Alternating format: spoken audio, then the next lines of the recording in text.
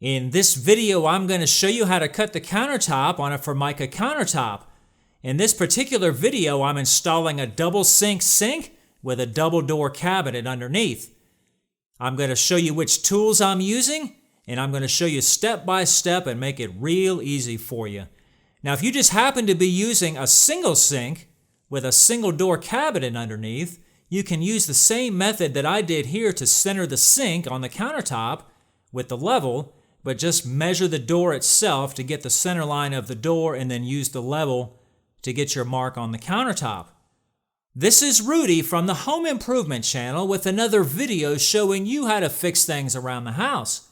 If you're a subscribed member to my community, then welcome back.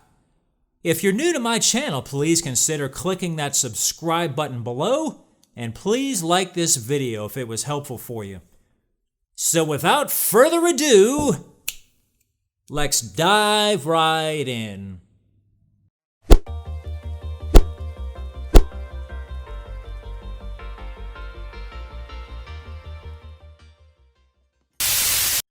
Alright, so as you can see here, we're using an old sink. We had to scrape all the old caulk off of there. And we don't have the original pattern that the sink would have come with, but it's very easy to get that. All you have to do is measure inside these lips that stick down right there, and then go the other way and one down there. Alright, so just take a measurement there. As you can see, we're just under 21 inches right there going that way. And then the length is going to be just under 32 inches. So if I make my hole 21 by 32, that's going to work just fine. Next thing you're going to want to do is take a level and put it up between the doors so that you can get a nice center line and make the level nice and plumb. And then once you get the level plumbed out, you can mark the countertop right where the center line is going to be. Alright, just like so. So after that, you'll probably want a 24-inch square. You can put that square against the back edge of the backsplash right there and put it on your line you just made. And now you can take a pencil and draw a nice line down that thing and get a nice center line. It always looks better when the sink is in the middle.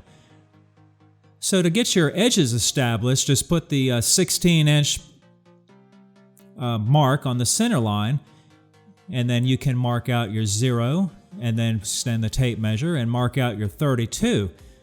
Now I would do this in two different places so that you have 2 points of reference. Now of course your sink may be a different size. This is just the sizes that we're using here. Alright, once you get your lines there, just take your square and kind of do the same thing you did with the center line and draw yourself a nice line there, and then do the same thing on the other side. After that, you can take some of that blue tape, and that'll make you a nice line that you can follow when you go to cut that out. And then for the front and the back, we pretty much have this balanced pretty evenly between the front and the back. This countertop was already installed here when we got to the job. This probably would have been better to do with this off of the cabinets, but it is what it is. So the cut line in the front is just kind of encroaching on the cabinet itself, so I'm going to have to use a oscillating tool to cut that instead of a jigsaw. The jigsaw is just not going to work. The back line should be fine. We have about 1 3/8 inches, and I believe the jigsaw should just fit right there, so that shouldn't be any trouble at all. We'll just have to use an oscillating tool to come across the front, and it's not a big deal. Same thing with the measurements. You're going to want to make that 21. You could move that closer to the back if you wanted to. Once you're satisfied that you've got the tape exactly where you want it, just go ahead and make some pilot holes so that you can start the saw in various places.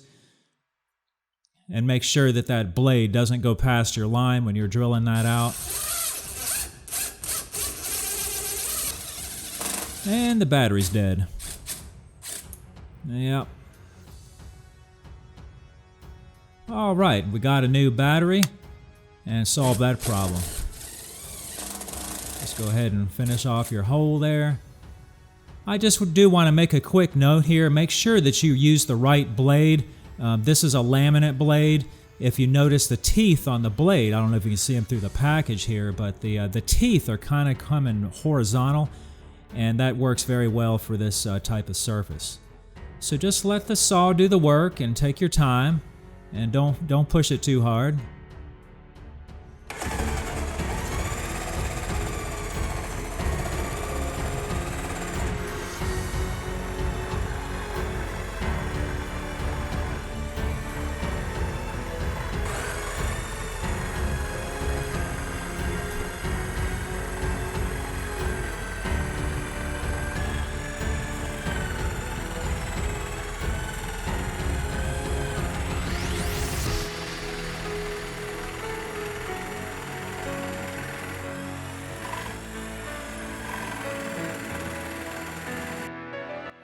Before you get too far in this project, you're going to want to support that centerpiece now, because if you cut it out 3/4 or whatever, and then the weight of the countertop snaps it off, and it's going to leave a big ugly chip right there that you're probably going to see. So put a brace there and screw it down right to the top of the countertop. It's going to hold that up while you're cutting it out. And it would also be a good idea to make sure that you have already cut where that brace is going to be so that you don't have to take it out later and move it. Also, I put some tape along the back edge there to keep the saw from scratching up the backsplash, and as you can see here, I drilled some extra pilot holes for different points that I can start the saw from. I've gone as far as I can go here with the jigsaw, and now I have to finish off the rest of this with the oscillating tool. And like I said, you can see it's already cut there underneath where the brace is. And just finishing up the last little bit right here.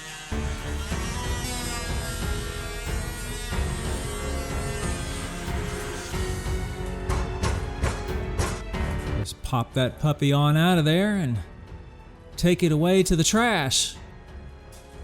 Alright, yeah. Gonna test fit that sink, and hopefully she's gonna fit right in there. And there we go. Like a glove! And here's the finished product. The sink is down all the way. Just gotta take it up, gotta take it back up and take the tape off. And normally you will have these clamps that go underneath the sink. The person that installed this years ago never installed those clamps. They just had it caulked down, and I don't have those clamps, so I'm going to do the same thing. But normally you would have those clamps. Okay, there you go. That's how I would cut a hole out for the sink. Thanks for watching.